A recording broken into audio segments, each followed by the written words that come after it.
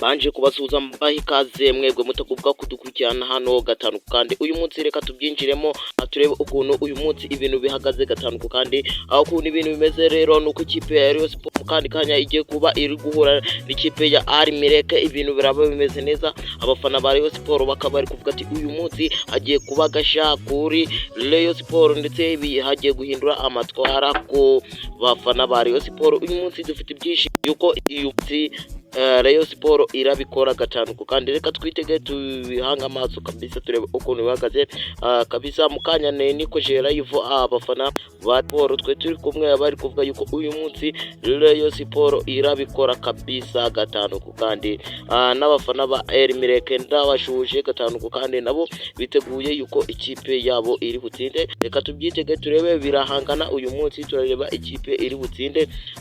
Reka tubyitege amaso dade turebe ukuntu biragenda kabisa. Icyo usabwa ni ukurikirana gatanu kandi ukankurikirana hano yuko live mu kandi kanya umupira turaza kugusobanura hano live. Icyo usabwa ni ugukanda subscribe, share, comment, ubundi ibintu bikagenda neza gatanu kandi ndabakunda.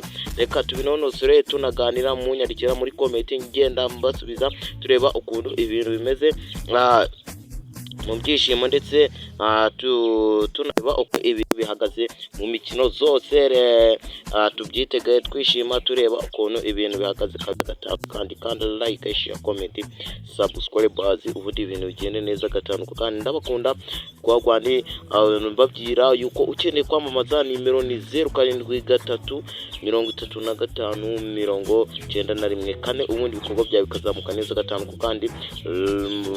kandi mu kandi kanyambyutse yuko isa 12 zuzuye cyangwa nako saa 11 z'uyu munsi live turaba turi live kabisa.